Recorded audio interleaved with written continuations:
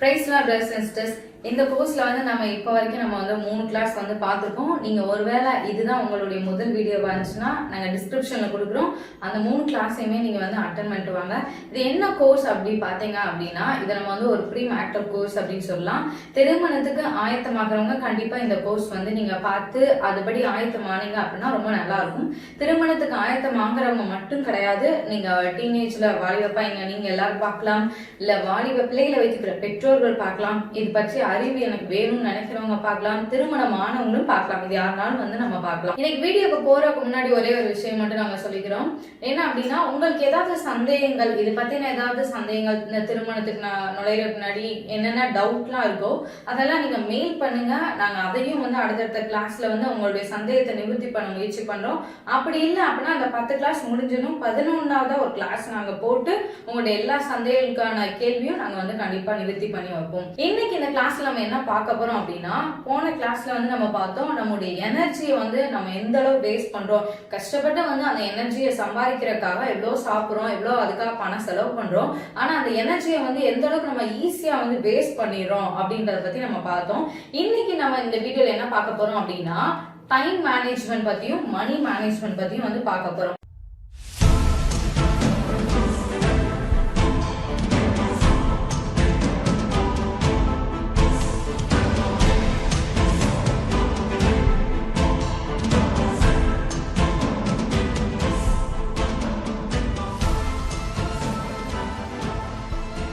முக்கியமா வந்து ஃபேமிலி லைஃப்ல நம்ம போறப்ப இந்த ரெண்டுமே ரொம்ப ரொம்ப முக்கியம். அந்த 3மே முக்கியம், எனர்ஜி, டைம், மணி.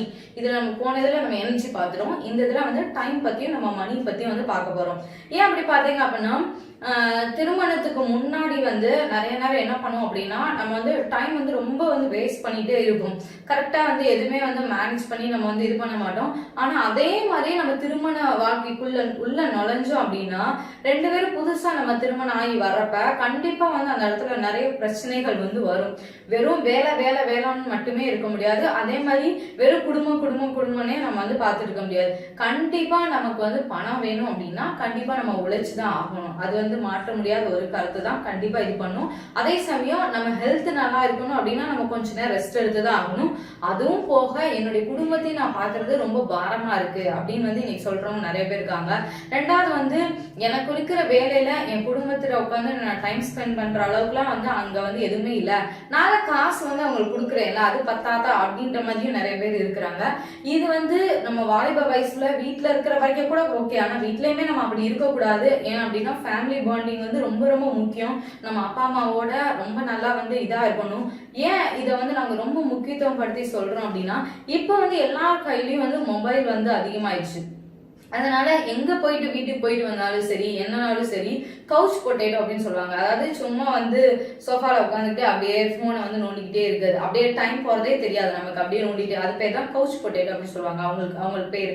இந்த மாதிரிதான் நம்ம வந்து இன்னைக்கு வந்து அநேகருடைய லைஃப் வந்து போயிட்டே இருக்கு. இவங்களுக்காக தான் இன்னைக்கு வந்து முக்கியமான இந்த டைம் மேனேஜ்மெண்ட் கிளாஸ் வந்து நீங்க கண்டிப்பா வந்து இதை கத்துக்கணும்.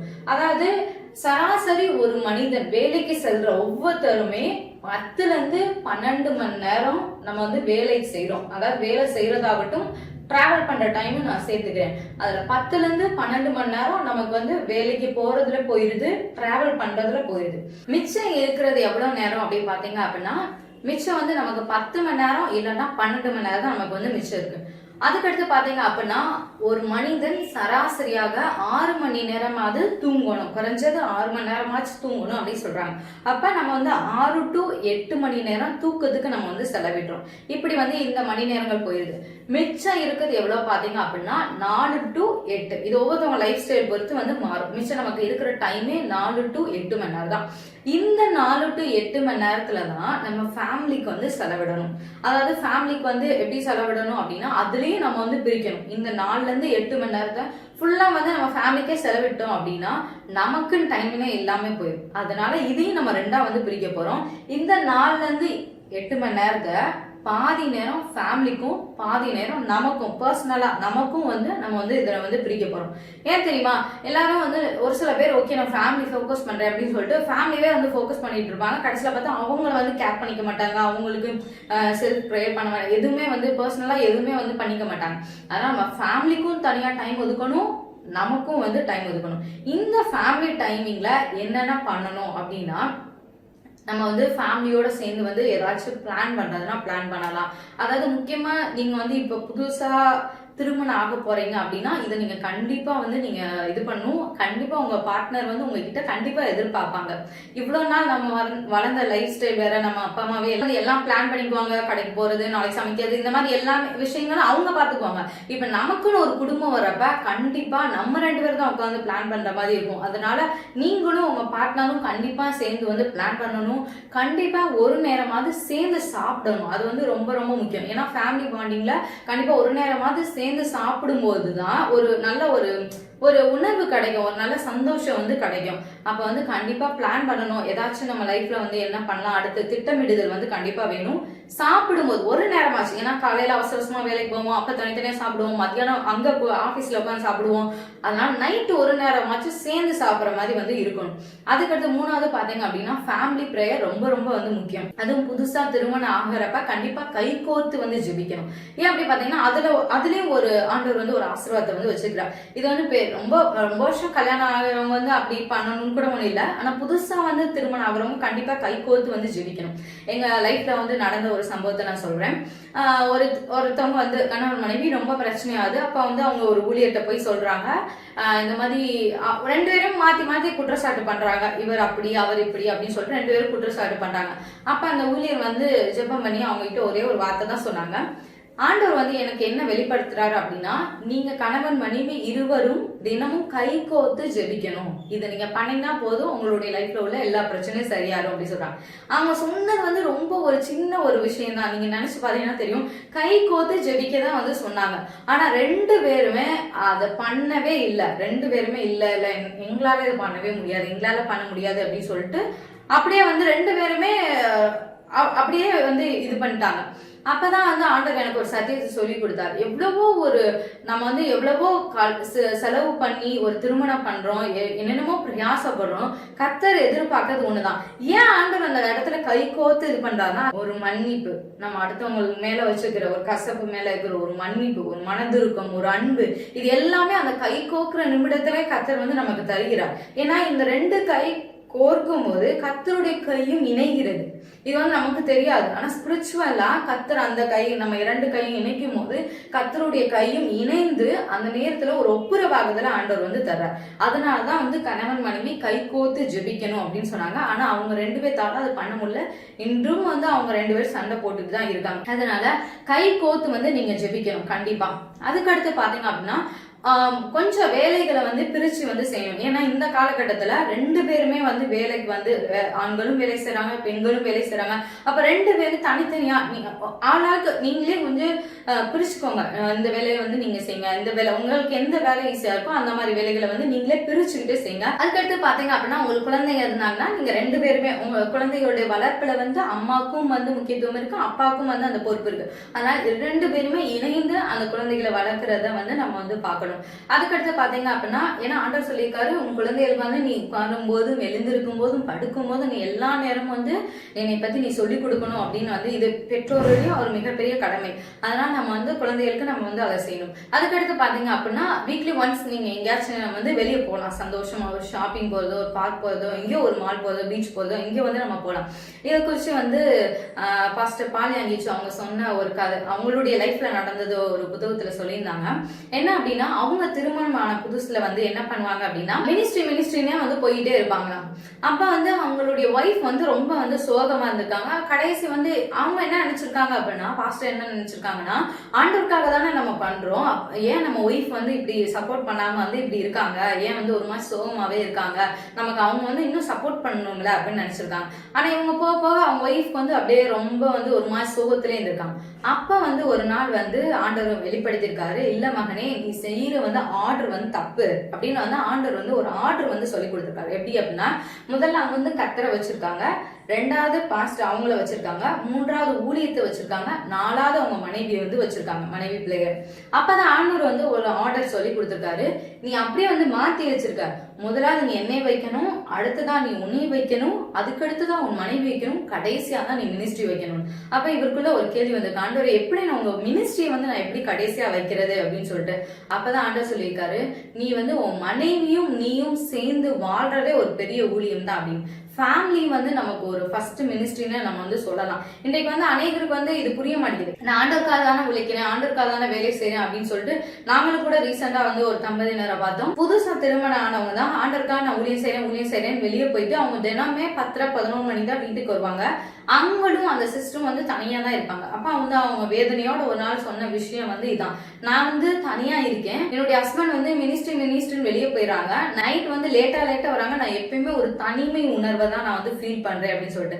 இந்த நேரத்துல தான் பாஸ்டர் பாலியங்கிச்சு அவங்க சொன்ன ஒரு இது வந்து ஞாபகம். அதுக்கடுத்து அவர் ஆண்டவர்கிட்ட மன்னிப்பு கேட்டு, ஆண்டவரே நான் இனிமே என்னுடைய மனைவியை நான் சந்தோஷமா கண்டிப்பா வச்சுப்பேன் அப்படின்னு சொல்லிட்டு அவர் அன்றைக்கு ஒரு முடிவு எடுத்தாராம். வாரத்துல 7 நாள் இருக்கு. அப்ப அவங்க மனைவியை கூப்பிட்டு சொன்னாராம், இந்த திங்கட்கிழமை முழுவதும் உன்னுடைய நாள் மாதிரி நீ வச்சுக்கோ, நீ எங்க சொன்னாலும் நான் வருவேன், திங்கட்கிழமை முழுவதும் நமக்கும் நம்ம ரெண்டுக்குமான ஒரு தனிப்பட்ட நேரம். ஏன்னா பொதுவா வந்து ஊழியத்துல வந்து சனி ஞாயிறு வந்து ரொம்ப பிஸியா இருப்பாங்க. ஏன்னா மித்தவங்க கூட சனி ஞாயிறு வந்து வெளியே போறதுக்கு டைம் வந்து நிறைய கிடைக்கும், ஊழியம் பண்றவங்களுக்கு கண்டிப்பா சனி ஞாயிறு வந்து டைம் கிடைக்காது. அப்ப வந்து திங்கட்கிழமை முழுவதும் நம்ம எங்கனாலும் போலாம் அப்படின்னு சொல்லிட்டு. அதுல இருந்து அவங்க மனைவி வந்து ரொம்ப சந்தோஷமா திங்கட்கிழமை முழுவதும் அவங்களே பிளான் பண்ணி பார்க்க போறது, பீச் போறது, இந்த மாதிரி ரொம்ப. அதுக்கடுத்து அவங்க மனைவி வந்து ரொம்ப சந்தோஷமாயி அவங்க மினிஸ்ட்ரிக்கும் ரொம்ப ஹெல்ப் பண்ண ஆரம்பிச்சிட்டாங்களாம். இப்படி வந்து அவங்களுடைய லைஃப் வந்து மாறுச்சு. இன்னைக்கு வந்து அதே சத்தியத்தை தான் ஆண்டவர் உங்களுக்கு சொல்லித்தரார். நம்ம வந்து மினிஸ்ட்ரி ஃபோக்கஸ் பண்ணி ஃபேமிலியை விட்டுட்டோம் அப்படின்னா திருப்பி வந்து ஃபேமிலியை வந்து கட்ட முடியாது. மிச்ச மினிஸ்ட்ரி நம்ம போனா கூட ஃபேமிலி உங்க கையில இருந்துச்சு அப்படின்னா, நீங்க கணவன் மனைவா இணைஞ்சிருந்தீங்க அப்படின்னா அந்த மினிஸ்ட்ரியா திருப்பி நம்ம எழுந்து நம்ம வந்து கட்ட முடியும். நாங்க மினிஸ்ட்ரின்னு சொல்ற நேரம் வேலையும் நீங்க வச்சுக்கோங்க. ஏன்னா வேலை பாக்குறவங்களுக்கும் இது வந்து நிறைய நேரம் நடக்குது. நீங்க வேலைன்னு வந்து ஓடுவீங்க, ஆனா வேலை போயிடுச்சுன்னா கூட திரும்ப உங்க மனைவியோட சப்போர்ட்னால, உங்க கணவருடைய சப்போர்ட்னால, உங்க குடும்பத்தினரோட சப்போர்ட்னால நீங்க திரும்ப அந்த வேலையை வந்து எடுத்து நீங்க வந்து கட்டலாம். ஆனா உங்களுடைய குடும்பம் போயிடுச்சு, உங்களுடைய மனைவி போயிட்டாங்க, இல்ல உங்க கணவர் போயிட்டாங்க அப்படின்னா திரும்ப அந்த குடும்ப வாழ்க்கை கட்டுறதுன்றது ரொம்ப ரொம்ப கஷ்டமான விஷயம். அதனால நீங்க வந்து ஃபேமிலி டைம் வந்து நீங்க கண்டிப்பா வந்து ஒதுக்கி ஆகணும். அதுக்காக தான் வந்து இவ்வளவு தூரம் வந்து சொல்றோம். அதுக்கடுத்து பாத்தீங்க அப்படின்னா ஃபேமிலி டைம் மட்டும் போதுமா அப்படின்னா கிடையாது. கண்டிப்பா வந்து பர்சனலா டைம் ஒதுக்கணும். பர்சனலா டைம் ஒதுக்குறோம்னா நமக்குன்னு கொஞ்ச நேரம் வந்து ஒதுக்கணும். நம்மளை கேர் பண்ணிக்கிறதுக்கு, நல்ல ஆகாரம் சாப்பிடறதா இருக்கட்டும், இல்ல நம்மளுடைய கேர் என்னென்ன கேர் பண்ணணும். கண்டிப்பா நாங்க செல்ஃப் கேர் பத்தி கண்டிப்பா ஒரு கிளாஸ் போடுறோம். அந்த கிளாஸ் வந்து அதுல வந்து நல்லா டீடைல்டா பார்ப்போம். நம்ம எப்படி நம்மள செல்ஃப் கேர் பண்ணிக்கிறது, நம்முடைய ஆவி, ஆத்மா, சரீரம் எல்லாத்தையும் நம்ம எப்படி கேர் பண்ணிக்கிறது அப்படின்றத பத்தி நம்ம கண்டிப்பா பார்ப்போம். செல்ஃப் கேர் பண்றது, அப்புறம் நம்மளுடைய இதை வந்து அரேஞ்ச் பண்றது. நாளைக்கு நம்ம வேலைக்கு போனா நம்மளுடைய அரேஞ்ச் பண்றது, அதுக்கு ஒரு டைம் வேணும். நம்ம தனிப்பட்ட முறையில குடும்பமா சேர்ந்து ஜெபிக்கிறது ஓகே, தனிப்பட்ட முறையில உட்காந்து நம்ம ஆண்டவர்கிட்ட ஜெபிக்க அதுக்கு டைம் ஒதுக்கணும். தனிப்பட்ட முறையில உட்காந்து ரிலாக்ஸான ஒரு பிளேஸ், நல்ல ஒரு அமைதியான பிளேஸ்ல உட்காந்து நல்லா காத்து வாங்கிட்டு அந்த மாதிரி நல்லா உட்காந்து ஆண்டவரோட உறவாடுறப்ப இன்னும் வந்து நல்லா இருக்கும். வேதத்திலே நீங்க பாத்தீங்கன்னா அப்படி தெரியும், நிறைய பேர் வந்து அந்த மாதிரி இருக்கும். ஈசாக்கெல்லாம் பாத்தீங்க அப்படின்னா சாயங்காலம் ஆன போது வெளியே போய் தியானம் பண்ணினார் அப்படின்னு இருக்கும். அதாவது ஆண்டவரோட வந்து அப்படியே டைம் ஸ்பெண்ட் பண்றதா அதுக்கு பேர். அந்த மாதிரி நாம பண்ணலாம். வேதத்தை வந்து தியானிக்கலாம், அமைதியான ஒரு அறையில தனியா உட்காந்து ஆண்டவரோட பேசலாம், வேதத்தை தியானிக்கலாம், பாட்டு பாடலாம். இப்படி நமக்கு நம்ம வந்து கொஞ்சம் டைம் வந்து ஒதுக்குனாதான் அதுவும் வந்து நம்முடைய லைஃபுக்கு வந்து ரொம்ப யூஸ்ஃபுல்லா இருக்கும். நம்ம வந்து பார்த்தோம் எனர்ஜி, டைம், மணி மூணுமே வந்து நம்மளுடைய வாழ்க்கைக்கு, முக்கியமா குடும்ப வாழ்க்கைக்கு எந்த அளவுக்கு ரொம்ப ரொம்ப முக்கியமானது அப்படின்றத பத்தி நம்ம பார்த்தோம். இப்போ நம்ம பார்த்தோம் டைம் மேனேஜ்மெண்ட் வந்து எப்படி பண்ணணும் அப்படின்றத பத்தி பார்த்தோம். ஏன்னா உலகத்திலே வந்து சொல்லுவாங்க எதுனாலும் போனா திருப்பி கிடைச்சிடும், ஆனா டைம் போச்சுன்னா நமக்கு வந்து திருப்பி கிடைக்கவே கிடைக்காது அப்படின்னு சொல்லுவாங்க. இதே மாதிரி நம்ம ஃபேமிலியோட டைம் ஸ்பெண்ட் பண்ணாம அப்படியே நம்ம விட்டோம்னா நம்ம திரும்பி பார்த்தோம் அப்படின்னா திருப்பி அந்த டைம், அந்த காலங்கள், அந்த வருடங்கள்லாம் போயிடும். அதுக்கடுத்து நமக்கு வந்து அந்த டைம் கிடைக்கவே கிடைக்காது. ஃபேமிலியோட டைம் ஸ்பெண்ட் பண்ணனாலும் சரி, ஆண்டவரோட டைம் ஸ்பெண்ட் பண்ணனாலும் சரி, எதுனாலும் திருப்பி நமக்கு வந்து அந்த டைம் கிடைக்கவே கிடைக்காது. அதுக்கடுத்து நம்ம இப்ப என்ன பார்க்க போறோம் அப்படின்னா மணி மேனேஜ்மெண்ட் பத்தி தான் வந்து பார்க்க போறோம். அதாவது இன்றைக்கு அநேகருடைய குடும்பத்துல வந்து சண்டைகளுக்கு நிறைய விதத்துல சண்டைகள் வரும். ஆனா அதிகப்படியான சண்டைகள் வர காரணம் பண பிரச்சனை. இந்த பண பிரச்சனை வந்து முக்கியமா வந்து வேலைக்கு போகாம பணம் இருக்கு, கடன் ஒரு பக்கம் இருக்கு அப்படின்னா கூட பரவாயில்ல. ஒரு சில வீடுகள்ல முக்கியமா வந்து எதனால பிரச்சனை வருதுன்னா, நல்லா சம்பாதிக்கிறாங்க ஆனா வந்து வீட்டுக்கு பணம் வர மாட்டேங்குது, என்னுடைய கைக்கு எங்களுடைய குடும்ப வாழ்க்கைக்கு அந்த பணம் வந்து வர மாட்டேங்குது, இப்படின்னு தான் வந்து நிறைய சண்டை வருது. இது உள்ள நம்ம நல்லா வந்து நாலேஜ் கேட்டோம் அப்படின்னு பாத்தீங்க அப்படின்னா அப்பதான் வந்து நிறைய உண்மைகள் வெளியே வருது. என்ன அப்படின்னா, இப்போ ஒருத்தவங்க வந்து இது வந்து ரெண்டு பேர்த்துக்குமே நடக்குது, ஒரு ஆணுக்கா இருந்தாலும் சரி பெண்ணுக்கா இருந்தாலும் சரி. இப்போ வந்து முதல் காரணம் என்ன அப்படின்னு பார்ப்போம். ஒரு ஆண் இருக்காங்க, அங்கிட்ட ஒரு பெண் இருக்காங்க. அந்த பெண் வந்து நல்லா வந்து இதா பேசுறாங்க. வேதத்துல கூட ஒரு வசனம் இருக்கு, நீதிமொழிகள் 7:23, தன் மிகுதியான இனிய சொற்களால் அவனை வசப்படுத்தி தான் உதடுகளின் மதுர வாக்கினால் அவனை இணங்க பண்ணினார். அதாவது ரொம்ப வந்து இதா பேசுறாங்க, ரொம்ப எனக்கு வந்து அது தேவை இருக்கு, அப்படி இருக்கு இப்படி இருக்குன்னு சொல்லிட்டு. இந்த ஆண் நல்லா சம்பாதிக்கிறாங்க, நல்லா வந்து பணம் வச்சிருக்காங்க அப்படின்னு தெரிஞ்சா அந்த பெண்கள் வந்து அப்படி செய்யறாங்க. இதே இடத்துல இந்த பெண்களையும் நம்ம இந்த இடத்துல வச்சுக்கலாம். ரெண்டு இடத்துல யாரும் இந்த இடத்துல அவன் இருக்கு, நம்ம அவன் நம்ம வச்சுக்கலாம். ஏன்னா இந்த இடத்துல பெண்களும் பாதிக்கப்படுறாங்க. இப்போ ஒரு பெண் வந்து நல்லா சம்பாதிக்கிறாங்கன்னு தெரிஞ்சா அதை பாக்குற ஆண்கள் வந்து அந்த மாதிரி வந்து சில நேரம் வந்து இது பண்றாங்க. அப்ப நம்ம முக்கியமா ஆப்போசிட் ஜெண்டர்ட்ட வந்து அதுவும் அவங்க வந்து உருகி பேசுறப்ப எனக்கு அந்த தேவை இருக்கு, கொஞ்சம் ஹெல்ப் பண்றீங்களா அந்த மாதிரி இது பண்றப்ப நம்ம உடனே வந்து அவங்களுக்கு இறங்கி வந்து பண்றோம். இது வந்து நிறைய பேருடைய வீடுகள்ல வேலை ஸ்தலங்கள்ல வந்து இந்த மாதிரி நடக்கிற வந்து ஒரு பிரச்சனை. அடுத்த வசனம் உடனே சொல்லுது, உடனே அவள் பின்னே சென்றான், ஒரு மாடு அடிக்கப்படும்படி செல்வது போலும், ஒரு மூடன் விலங்கிடப்பட்டு தண்டனைக்கு போவது போலும், ஒரு குருவி தன் பிராணனை வாங்கும் கண்ணியை அறியாமல் அதில் விழ தீவிரிக்கிறது போலும் அவளுக்கு பின்னே போனான், அம்பு அவன் ஈரலை பிளந்தது. அதாவது இது வந்து அந்த வேற பாவத்தை பத்தி தான் சொல்லிருக்கு, ஆனா இதே இதுதான் இங்கேயும் வந்து நடக்குது. அப்ப அவங்க கேக்குறப்ப உடனே வந்து இவங்க குடுக்கறப்ப என்ன ஆகுது அப்படின்னா, அவங்க வந்து நம்மளை பயன்படுத்துகிறார்கள் என்று அர்த்தம். அந்த குறிப்பிட்ட பெண் இவங்களை பயன்படுத்துறாங்க, அந்த குறிப்பிட்ட ஆண் இந்த பெண்ணை வந்து பயன்படுத்துகிறார்கள் என்று அர்த்தம். இது வந்து அனைவருக்கு தெரிய மாட்டேங்குது. எப்படி இருக்கு அப்படின்னா, அவங்க வந்து நம்ம கழுத்துல வந்து செயின் எப்படி போட்டு அப்படியே இது பண்ற திசைக்கெல்லாம் நம்ம இழுத்துட்டு போனாங்க எப்படி இருக்கும், அந்த வேதவசனம் சொல்லுது. ஒரு மாடு அடிக்கப்படும்படி கொண்டு போவது போல, விலங்கிடப்பட்டு கொண்டு போவது போல, அவங்க கையில ஒரு செயின் வந்து நம்ம கழுத்துல அப்படி மாட்டிந்து தர எங்க நாள் இழுத்துட்டு போனா எப்படி இருக்கோ அந்த மாதிரிதான் அவங்க வந்து நம்மளை வந்து பயன்படுத்துறாங்க அப்படின்னு அர்த்தம். அவங்க தேவையானப்ப போன் பண்ணி எனக்கு கொஞ்சம் அர்ஜென்டா வந்து பணம் இருக்கு, அதாவது உண்மையா ஆபத்துக்கு நம்ம வந்து ஹெல்ப் பண்ணலாம், ஆபத்துக்கு உதவி செய்யறதுக்கும் ஒருத்தவங்க நம்ம பயன்படுத்தி கொள்றதுக்கும் நிறைய வந்து வித்தியாசம் இருக்கு. அப்ப நம்மளுடைய உழைக்கிற காசு நம்மளுடைய ஒரு இதனால யாராவது நம்மளை பயன்படுத்தி கொள்றாங்களா அப்படின்றதையும் நம்ம வந்து பார்க்கணும். இப்போ ஒரு உதாரணத்துக்கு வச்சுக்கோங்களேன், இப்ப 25,000 நீங்க மாத சம்பளம் வாங்குறீங்க அப்படின்னா, முதலாவது ஆண்டுக்கு எடுத்து வைக்க வேண்டியது எடுத்து வச்சிருங்க, ரெண்டாவது குடும்பத்துக்கு வந்து எடுத்து வைக்க வேண்டியது எடுத்து வச்சிருங்க, அதுக்கு அடுத்து உட்காந்து ட்ராக் பண்ணுங்க. மிச்சம் உள்ள உங்களுடைய பணங்கள் ஒவ்வொரு மாசமும் எங்க போகுது அப்படின்றத நீங்க ட்ராக் பண்ணாலே போதும், நீங்க வந்து கண்டுபிடிச்சிடலாம் உங்களுடைய இது வந்து எங்க போகுது அப்படின்னு சொல்லிட்டு. அதுக்கடுத்து பாத்தீங்க அப்படின்னா கொஞ்சமாவது சேவிங்ஸும் நம்ம வந்து பண்ணணும், கொஞ்சமாவது. ரொம்ப அதுக்காக இன்னைக்கு ரொம்ப சிக்கனமா வந்து பிடிச்சு வச்சு ரொம்ப சேவ் பண்ணுங்க அப்படின்னு நாங்க சொல்லல, அட்லீஸ்ட் கொஞ்சமாச்சு நம்ம ஒவ்வொரு மாசமும் கொஞ்சமாச்சு நம்ம வந்து சேமிப்பு வந்து நம்ம பண்ணணும். நம்ம பார்த்தோம், அடுத்தவங்க நம்ம பயன்படுத்தி கொண்டாலும் நம்ம பணம் வந்து விரயமா போயிட்டே இருக்கும். ரெண்டாவது நம்ம என்ன பார்க்க போறோம் அப்படின்னா, இதுவும் அதேதான். அதாவது உதவி நம்ம வந்து செய்யணும், கண்டிப்பா வந்து உதவி செய்யணும்.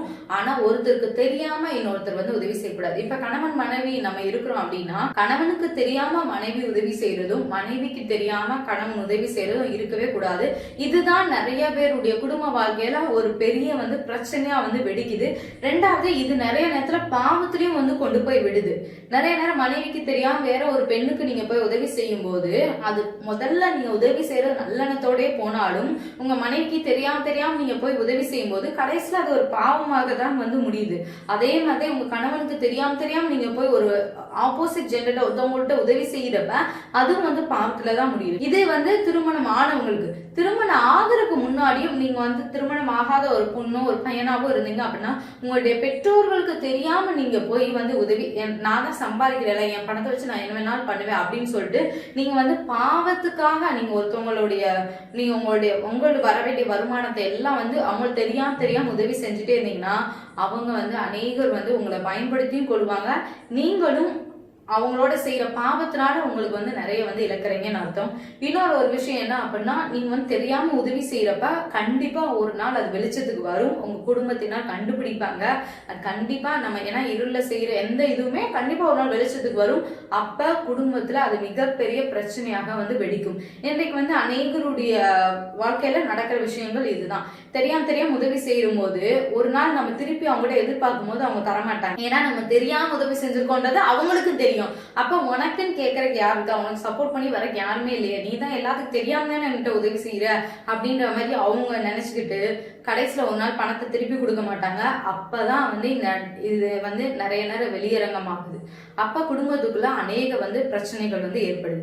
அதனால இந்த பண விஷயத்துல நல்ல ஞானத்தை ஆண்டவர்கிட்ட கேட்கணும். அப்போ ஒரு டவுட் வரும், ஆண் பெண் ஆணுக்கு உதவி செய்யறப்பதான பிரச்சனை வருது. அப்ப நாங்க வந்து ஆண் பெண்ணுக்கு நாங்க வந்து எங்களுடைய ஃப்ரெண்ட்ஸ்க்கு வந்து உதவி செய்யலாம்ல அப்படின்னு அப்பயும் வந்து நிறைய பேருக்கு வந்து நிறைய பிரச்சனை வருது. ஏன் அப்படின்னு பாத்தீங்க அப்படின்னா, அதுவும் ஒரு சரியான ஞானம் இல்லாம நம்ம உதவி செய்யறதுனால தான். உங்க ஃப்ரெண்ட்ஸா இருக்கட்டும், உங்க ரிலேட்டிவ்ஸா இருக்கட்டும், திரும்பி நீங்க உதவி செஞ்சுட்டே இருக்கப்ப அவங்க பணம் வந்து கேட்டுட்டே இருந்தாங்கன்னா உண்மையா அவங்க ஆபத்துலதான் கேட்கறாங்களா இல்ல அவங்க உங்களை பயன்படுத்தி கொள்றாங்களா அப்படின்னு நீங்க வந்து பாக்கணும். நீங்க இல்ல அவங்க உண்மையாவே என் மேல வந்து நல்லா அன்பா தான் இருக்காங்க, அவங்க கண்டிப்பா அப்படி என்னை பயன்படுத்திலாம் கொள்ள மாட்டாங்க அப்படின்னு நீங்க நினைச்சீங்க அப்படின்னா அவங்க திருப்பி கேட்கறப்ப ஒரு 2 டைம் பணம் கொடுக்காம மட்டும் இருந்து பாருங்க. அவங்க எப்பயும் போல உங்ககிட்ட பழகுறாங்கன்னா பிரச்சனை இல்லை. எல்லாத்தையும் நீங்க பணம் கொடுக்குற வரைக்கும் மட்டும் நல்லா பேசுறாங்க, பணம் நீங்க கொஞ்சம் கொடுக்கல அப்படின்றப்ப உங்களை சரியா பேசல அப்படின்னா கண்டிப்பா உங்களை பயன்படுத்துறாங்கன்னு அர்த்தம். அதுக்கடுத்து அவங்க உங்களை விட்டுருவாங்க. வேற யாராச்சும் இப்படி நமக்கு யார் வந்து பணம் கொடுக்குறாங்க, அதாவது பயன்படுத்தி கொள்றவங்க மட்டும் நான் சொல்றேன். வேற யார் நமக்கு வந்து அந்த வசனத்துல இருக்கவங்க தான், வேற எந்த மாடு வந்து நம்ம சிக்கும், நம்ம வந்து விலங்கு போட்டு நம்ம கொண்டு போகலாம் அப்படின்ற மாதிரி தேட ஆரம்பிச்சிருவாங்க. இதை வச்சு நம்ம வந்து கண்டுபிடிச்சுக்கலாம். முக்கியமா வந்து வாலிபர்கள் வந்து நீதிமொழிகள் 7ஆம் அதிகாரத்தை நீங்க படிச்சு பாருங்க. 7வது அதிகாரம் மட்டும் கிடையாது, நீதிமொழிகள், பிரசங்கி, நம்ம இந்த 2மே நல்லா படிச்சோம் அப்படின்னா நல்ல ஞானமும் கிடைக்கும். யார் எப்படி பயன்படுத்துவாங்க, என்னென்ன பாவங்கள் இருக்கு, இந்த மாதிரி நிறைய அறிவுகள் வந்து நம்ம பெற்றுக்கொள்ளலாம்.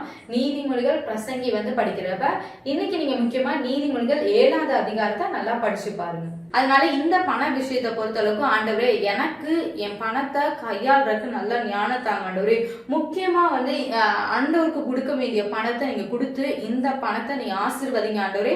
இந்த பணத்தின் மூலமா என்னுடைய குடும்பமும் நானும் ஆசீர்வாதமா இருக்கணும் அப்படின்னு சொல்லிட்டு முதல்ல சம்பளம் வாங்க நீங்க ஆண்டவர்கிட்ட நீங்க கொடுத்து அந்த பணத்தை ஆண்டவர் ஆசீர்வதிக்க சொல்லுங்க. அதுக்கடுத்து உங்க குடும்பத்துக்கு தேவையான பணத்தை ஒதுக்குவீங்க.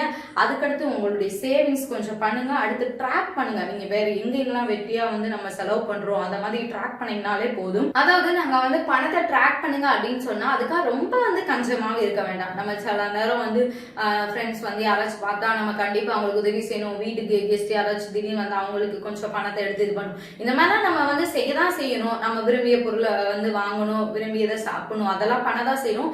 இருந்தாலும் நம்ம வந்து கொஞ்சம் நல்லா ஞானமா நடந்துக்கோங்க அப்படின்றத நாங்க சொல்றோம். ரொம்ப சிக்கனம்ன்றப்ப ரொம்ப அடுத்தவங்க முகம் சுளிக்கிற அளவுக்கு ரொம்ப சிக்கனமா இருக்க வேண்டாம். அதே நேரம் ஃப்ரெண்ட்ஸ் வந்து எல்லா நேரமே நம்மளதான் இது பண்ண சொல்றாங்களா? ஏன் அப்படின்னா முக்கியமா இதுல பாதிக்கப்படுறது அப்பாவியான மக்கள். நம்ம வந்து ரொம்ப நல்லவங்களா இருக்கோம், நம்ம வந்து ஆண்டவர் வந்து உதவி செய்யணும்னு நினைச்சிருக்காரு, ரொம்ப இலகிய மனதுல உள்ளவங்க தான் இந்த விஷயத்துல வந்து ரொம்ப பாதிக்கப்படுவாங்க. 2வது பாவத்தினாலையும் பாதிக்கப்படுவாங்க. அதனால இந்த விஷயத்தை பொறுத்தளவுக்கு ஆண்டவர்கிட்ட பண விஷயத்துக்குன்னு எனக்கு நல்ல ஞானத்தாங்க ஆண்டவரே. என் குடும்பத்துக்குள்ள பணத்தினால எந்த பிரச்சனையும் வரக்கூடாது ஆண்டவரே. ஜெபித்து நீங்க இது பண்ணும்போது நிச்சயமா கர்த்தர் உங்களுடைய பண விஷயத்தையும் ஆசீர்வதிப்பார். அதுக்கடுத்து பாத்தீங்க அப்படின்னா நீங்க ஒரு கணவரா இருக்கீங்க, வீட்டுல வந்து பெண்கள் மட்டும்தான் இருக்காங்க, உங்களுடைய ஒய்ஃப் வந்து வேலைக்கு போல, அந்த மாதிரி சூழ்நிலை எல்லாம் இருந்துச்சு அப்படின்னா அவங்களுக்கு என்று கொஞ்சமாச்சும் வந்து நீங்க சம்பாதிக்கிறதுல அவங்களுக்கு கொஞ்சம் கையில வந்து கொஞ்சமா காசு கொடுக்கணும். ஏன் அப்படி பாத்தீங்கன்னா நிறைய பேர் வந்து சொல்றது என்ன அப்படின்னா பெண்களுடைய ஒரு அத்தியாவசிய தேவைக்காச்சும் வந்து காசு கொடுக்கணும். ஒரு சில பேர் சொல்லுவாங்க அவங்களுடைய அத்தியாவசிய தேவை கூட என்னுடைய கணவர் வந்து காசு தர மாட்டேங்கிறாங்க, அப்புறம் என்னுடைய பிள்ளைகளுக்கு பால் வாங்கி தர கூட காசு தர மாட்டேங்கிறாங்க, அந்த மாதிரிலாம் வந்து நிறைய பேர் புலம்புவாங்க. அந்த மாதிரி இல்லாம நீங்க திருமணத்துக்கு முன்பாகவே நீங்க வந்து மைண்ட்ல வச்சுக்கணும், நம்முடைய மனைவிக்குன்னு தனியா காசு எடுக்கணும், பிள்ளைகளுக்குன்னு தனியா எடுக்கணும், இந்த சாப்பாட்டுக்குன்னு எடுக்கணும். இந்த மாதிரி தனித்தனியா நீங்க முதைய பிரிச்சு வச்சுக்கிறது ரொம்ப நல்லது.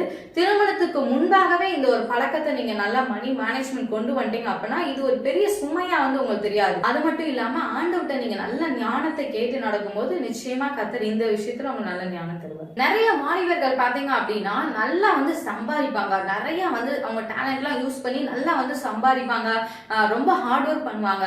ஆனா பாத்தீங்க அப்படின்னா அது வந்து எந்த ஒரு இதுலயுமே சேவிங்ஸா வந்து இருக்காம ரொம்ப ஜாலியா அப்படியே செலவு பண்ணிருப்பாங்க.